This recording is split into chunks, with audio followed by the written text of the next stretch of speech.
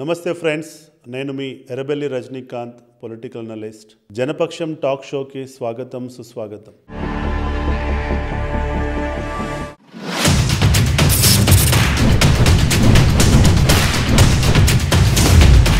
రాష్ట్ర వ్యాప్తంగా జరుగుతున్నటువంటి చర్చ ఏంటంటే, కవిత గారు రాసినటువంటి లెటర్ ఎవరు లీక్ చేశారు, తను స్వతహాగా లీక్ చేసిందా, చేస్తే ఎందుకు చేసింది, ఒకవేళ తన కుటుంబ సభ్యులు తన అన్న కేటీఆర్ చేశాడా, చేస్తే ఎందుకు చేశాడు, దాని వెనకాల ఉన్నటువంటి కుట్ర ఏంటి అనేటువంటి దానిపై ఎన్నో వాదనలు ప్రతివాదనలు మనము మీడియా ఛానల్స్ ద్వారా, సోషల్ మీడియా ద్వారా వింటూనే ఉన్నాం. సో దీనిపై ఎవరికి తెలియనటువంటి కొన్ని విషయాలని మీ ముందుకు తీసుకురావడం కోసం నేను వీడియోని చేస్తున్నాను. ఈ వీడియోని మీరు తప్పకుండా చివరి వరకు చూడండి, నచ్చితే 10 మందికి షేర్ చేయండి. సో మీ అభిప్రాయాన్ని కూడా కామెంట్ రూపంలో తెలియచేయండి. సో ఇక విషయానికి వచ్చినట్లయితే, కల్వకుంట్ల కవిత గారు లెటరు లీక్ వెనకాల ఎవరున్నారు అన్నది కనుక మనం విశ్లేషించినట్లయితే, కేసీఆర్ అయి ఉండొచ్చు, నెంబర్ 2లో సంతోష్ అయి ఉండొచ్చు, నెంబర్ 3లో కేటీఆర్ అయి ఉండొచ్చు, నెంబర్ 4లో కవితనే తన లెటర్ తనే రిలీజ్ చేసుకునే అవకాశం ఉంది. ఫస్ట్ మనము కేసీఆర్ ప్రమేయం ఉందా లేదా అనేది గనక మనం విశ్లేషించినట్లయితే, కేసీఆర్ ఎందుకు ఈ లెటర్ని బయట పెడతాడు? ఎందుకంటే ఆ లెటర్లో మనం చూసినట్లయితే కొన్ని కేసీఆర్ తను స్వయంగా చేసినటువంటి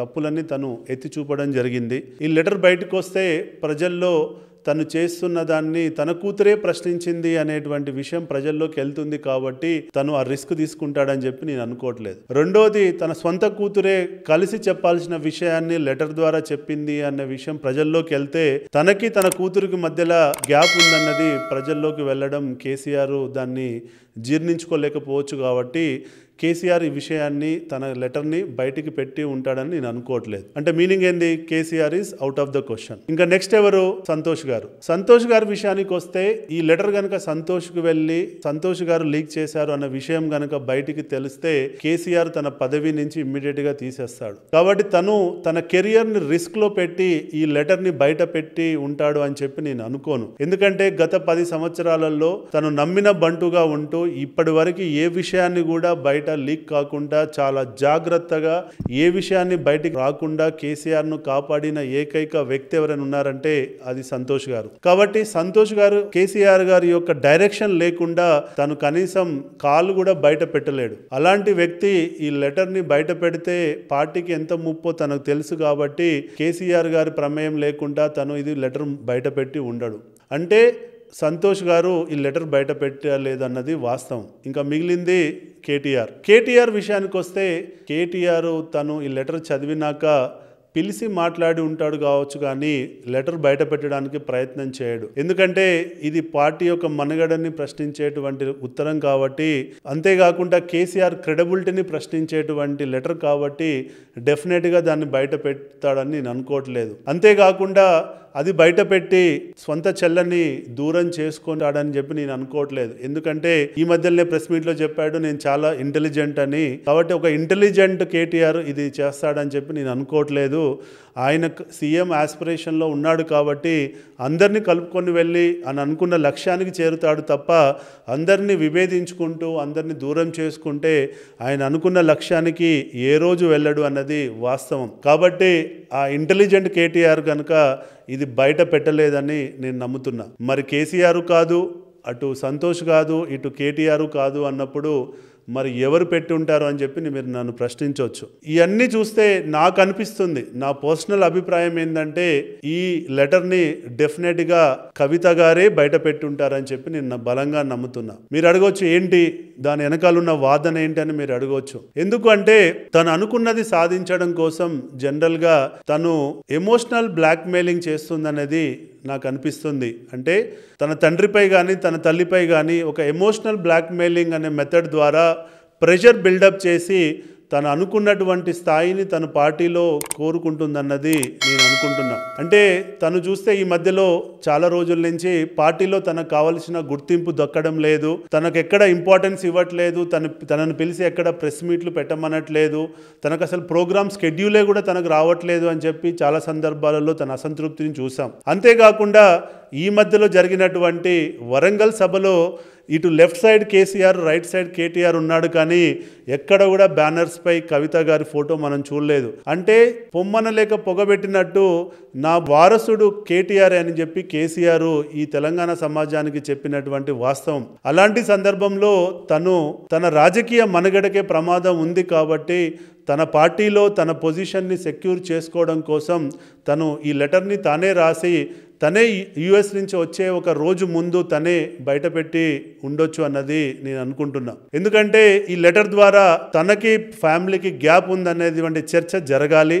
ఆ చర్చ జరగడం వల్ల కేసీఆర్ దిగొస్తాడు, తద్వారా తను అనుకున్నది తనకు దక్కుతుందని చెప్పి తను అనుకుంటుందన్నది నేను అనుకుంటున్నా. అంతేగాని తన పార్టీ వెళ్ళిపోవాలన్న ఉద్దేశంతో ఇది చేసి ఉంటుందని నేను అనుకోవట్లేదు. తను గనక కావాల్సిన ఇంపార్టెన్స్ దక్కకపోతే తను ఎంతకైనా తెగించి పార్టీని ఇమేజ్ డ్యామేజ్ చేయడానికైనా, కేసీఆర్ పై ప్రశ్నించడానికైనా నేను ఉంటాను అనేటువంటి విషయాన్ని చెప్పకనే చెప్పిందన్నది కూడా వాస్తవం. కాబట్టి అసలు ఇంత గ్యాప్ ఎందుకు వచ్చింది అని కనుక మనం విశ్లేషించినట్లయితే కేసీఆర్ గారు అసలు కవితకు అపాయింట్మెంట్ ఇవ్వనటువంటి పరిస్థితుల్లో ఇవాళ కవిత గారు ఎందుకున్నారు అని మనం చూసినట్లయితే కేసీఆర్ గారు తన కూతుర్ని, తన రాజకీయ భవిష్యత్తుని తను నాశనం చేసుకోవాలని కోరుకుంటాడని నేను అనుకోవట్లేదు. కానీ తను ఎన్నో అవకాశాలు ఇస్తూ రావడం, కవిత గారు ఎన్నో అవకాశాలను పొడగొడుతూ రావడం, పార్టీకి మచ్చ తీసుకొచ్చేటువంటి పరిస్థితుల దాకా వెళ్ళడం వల్లనే తను కొద్ది రోజులు తనను దూరం పెట్టడానికి ప్రయత్నం చేశాడు అన్నది కూడా మనం చూస్తున్నాం. ఎప్పుడైతే ఈ లిక్కర్ స్కామ్ బయటికి వచ్చిందో అప్పటి నుంచి వీళ్ళ మధ్యలో గ్యాప్ పెరగడం మనం చూస్తూ వచ్చాం. ఎందుకంటే ఈ లిక్కర్ స్కామ్ వల్ల తన రాజకీయ భవిష్యత్తే కాకుండా మొన్న జరిగినటువంటి ఎలక్షన్లో టీఆర్ఎస్ బీఆర్ఎస్ ఓడిపోవడానికి 10 కారణాలైతే అందులో లిక్కర్ స్కామ్ కూడా ఒక ప్రధానమైన కారణం అని చెప్పి మనం అనుకోవచ్చు. అంటే ఉన్న 10 కారణాలలో ఇది నెంబర్ 2 నెంబర్ 3 ప్లేస్లో ఇది దాని రోల్ ప్లే చేసింది అన్నది కేసీఆర్ గ్రహించాడు. అంతేకాకుండా తను జైలు నుంచి వచ్చిన తర్వాత కూడా కొద్ది రోజులు లోలో ఉండమని చెప్పడం, తనని ఇంటికే పరిమితం కావమని చెప్పడం, తనకు కావలసిన స్పేస్ ఇవ్వకపోవడం వల్ల కవిత గారు తను జాగృతిని ఎక్స్పాండ్ చేస్తూ అగ్రెసివ్గా వెళ్ళడం కూడా మనం చూసాం. అంతేకాకుండా అసెంబ్లీ ఎలక్షన్స్ టైంలో కూడా తను అంత పెద్ద లిక్కర్ స్కామ్ డిస్కషన్ జరుగుతున్న సమయంలో కేసీఆర్ గారిని నాకు అసెంబ్లీ సీట్ ఇవ్వమని చెప్పి అడగడం, తను జగిత్యాల నుంచో లేదంటే నిజామాబాద్ అర్బన్ నుంచో లేదంటే ఆర్మూర్ నుంచో టికెట్ కావాలని కోరడం, కేసీఆర్ గారు దాన్ని వద్దు అని చెప్పి నిరాకరించడం, ఇది కూడా వాళ్ళ మధ్యలో చాలా గ్యాప్ తీసుకొచ్చింది. ఎందుకంటే తను ఎంపీ పోవడం కంటే ఇక్కడ ఎమ్మెల్యేగా గెలిచి మినిస్టర్ అయ్యి ఈ రాష్ట్రంలోనే తను ఒక సీఎం స్టేచర్కి వెళ్ళడం కోసం తను ఎమ్మెల్యేగా గెలవడం ముఖ్యం అని చెప్పి తను భావించింది అన్నది వాస్తవం. కాబట్టి ఇలాంటి సందర్భంలో కవిత గారు అడగడం, కేసీఆర్ గారు రిజెక్ట్ చేస్తూ వెళ్ళడం, ఇలాంటి సందర్భాలన్నీ కవిత గారికి కేసీఆర్ గారికి మధ్యలో గ్యాప్ తీసుకొచ్చాయన్నది మనం గ్రహించవచ్చు.